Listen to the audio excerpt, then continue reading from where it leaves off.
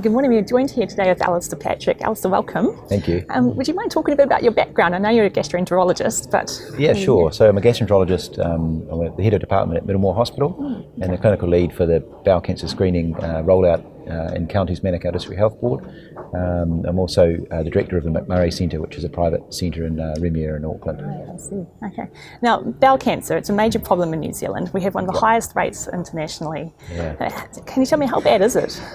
Well, it's pretty bad, to be honest. I think if you look at the rates compared to other countries, New Zealand and Australia sit right at the top of the list.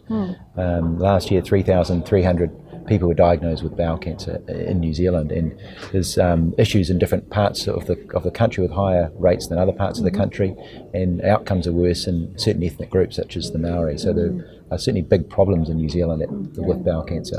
And of course, those are the ones that we're picking up. That's correct, yeah. So you came today to talk about your bowel screening program. Yep. Can you run that through with us just so that we can understand? Sure. Yeah. So we've been talking and looking at this bowel screening program for a long time, and in fact the pilot to see if it would work in New Zealand started back in 2011. Right. And it was done across in Waitemata District Health Board, and it was a very successful pilot program which showed that we can do that. We can do it in New Zealand, and that we can make a difference to the outcomes by picking up early bowel cancers. So what's happening now is the program is starting and being rolled out across the country next month in Wairarapa and Lower Hutt, and then Southland. They're going to be the next two DHBs which start screening, and then the middle of next year, Counties Manukau is going to start at that point there, and then over the next 2 years, the rest of the country will get involved as well. So it is quite a slow rollout. But it is finally happening. Okay. And what's the process involved? Can you take me through the step kind of process of where does it start and how does it get followed through? Yeah, sure. So it's a program where people are invited as opposed to an enrolment-based program. Okay. So a population database is used, which is refined and tried to be as accurate as it possibly can be. And then between the ages of 60 to 74, people will get sent a kit in the mail around the time of their birthday, where they will have to perform a stool test at home, which gets sent off to a lab.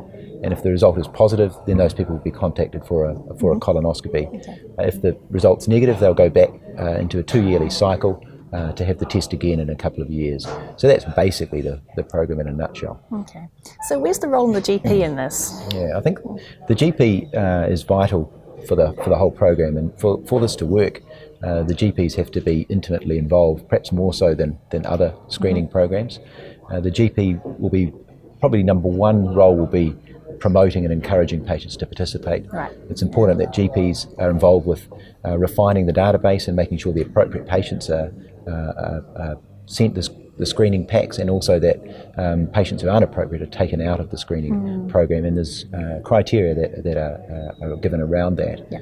Then the GP will be responsible for informing the patient of the result and the need for a colonoscopy, and they will send the referral through to the local endoscopy unit for the colonoscopy, and there will be a payment for that as part of their role in the process. There'll be a lot of questions, I guess, patients will come in with, asking about what it all means and what the benefits are to them. And so I guess the awareness is very, very important. So it's the GP that makes the referral for a colonoscopy if there's a positive result that comes back? Yeah, predominantly. Okay. Yep. What about with patients? There are quite a lot of patients who don't have GPs. Yep. So what would happen in that process? Yeah, so in that process, the local bowel screening program are responsible for getting those people involved. And that in the pilot was about 25% of people. Actually, it's quite a high number. And so that's the sort of backup for that process. Okay. And so I understand that the patients are notified by letters, and so the letter gets sent to the mail? Yes, that's right. Okay. I guess one of the questions we were talking about earlier was health literacy. People who don't read or can't, or different languages and things like that. That's potentially one barrier that could be with the screening program. What's some ideas or thoughts that are around addressing that? Yeah, I guess that's multifactorial, isn't it? And I think often the disadvantaged patient may not have a stable home address, or or have the access to mail that is actually delivered and doesn't disappear out of the letterbox. Right, so there's a whole lot of issues around that. I agree.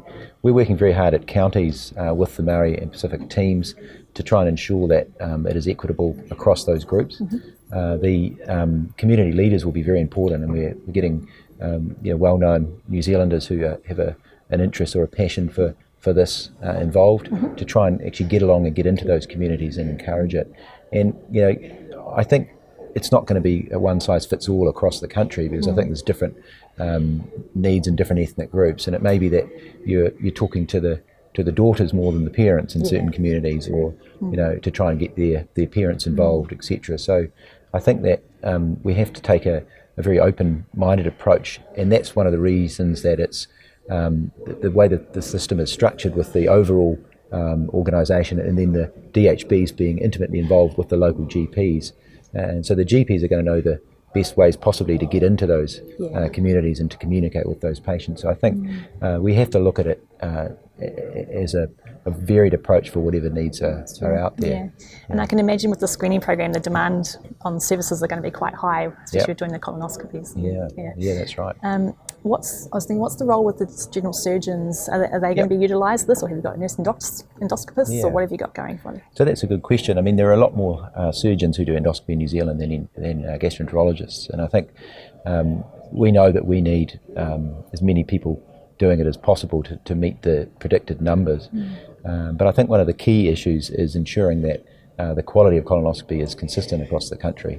And the occasional endoscopist may not be performing the procedure up to the level of someone who's doing it all the time. And so we're setting up a framework currently to ensure that people are accredited to be able to perform screening colonoscopies, and that they have an ongoing process to make sure that they're meeting targets which are defined across the country. And so a colonoscopy done up in the top of Northland should be the same as one done in the middle of Auckland. And I think that the surgeons, many surgeons are very, very good at endoscopy, and they'll be fine slotting straight into that. But there may be others who will require some upskilling, or maybe a bit more supervision in their practice, at least initially. What about the integration with private care? So if someone wanted to go do it privately, would that still be followed through the screening process? So that we've seen quite a lot of that in our private practice in Auckland already, that people are in the pilot program who have insurance elect to have the colonoscopy done in private, and they perceive perhaps that it's in a nicer environment, it's done by a senior consultant. So there may be advantages that they perceive for that. We do the colonoscopy as it would be done anywhere else, and send the results back to the pilot. And so they've collected all of the data. And I think the reason for that is it's we're all involved with the pilot in the Auckland region. And in our practice, we have endoscopists from all the DHBs, and so we're very open in communicating about that, and making sure that all the data goes back to the pilot. And I think in the actual program, the same thing will happen around the country. The other difficulty is with the increased bowel health awareness that the screening program brings, you're going to end up with a lot more symptomatic patients who want a test as well. And so just because people suddenly become aware that, oh gosh, bowel cancer is an issue in New Zealand, what they saw on the North Shore was a 20% increase in actual other demand through the time. And so you've got all the extra demand that the screening program brings, plus 20% more of your normal patients. And meeting that demand in the short term is very difficult in the public system. It takes a long time and I know better than anybody, to get new theatres built and get extra funding signed off. And so I think private will pick up some of the slack, at least in the short to medium term. But long term, I think all of this has to be done in the public system, because that's the best place for it. And just lastly, you mentioned the age was 60 to 74, is that correct? That's right. I guess one of the concerns would be, what about someone who's less than 60? What's going to happen to those guys? I think the pilot program looked at between the ages of 50 to 74, but the rollout is going to be between 60 to 74, and that's really based upon cost and availability of endoscopy. Because 80% of the cancers were found in the 60 to 74 age bracket. Now, ideally, and this is a decision that has obviously been made by the Ministry of Health, and us as clinicians look at the lives that we could save in the 50 to 60-year-old group, which now won't be saved by the bowel screening program, and I think that's a real shame. But the Ministry of Health, in their wisdom, have decided that at the moment it's 60 to 74, so that the program can be successfully rolled out. And I can see that that's a pragmatic approach, but not necessarily the best approach, for New Zealand, particularly for those people who are 50 to 60 years old. I think those people who want screening need to have a chat to their GP about their options. Insurance companies won't cover screening colonoscopies in that group either. Right. It's difficult to get fecal occult blood testing done in that group, and they could pay for a colonoscopy, I guess, if they're of the means to do that, but that's obviously out of the reach of the vast majority of New Zealanders. So hopefully with time, the Ministry of Health will increase the age range from that 50 to 74 age group, and then that problem will go away. But certainly in the short term, that is an issue. Let's hope they become more flexible as the time shows what the results are showing. Yeah. Cool. Thanks very much for joining us today, Alasdair. It's been my pleasure. great chatting with you. Okay, thank you.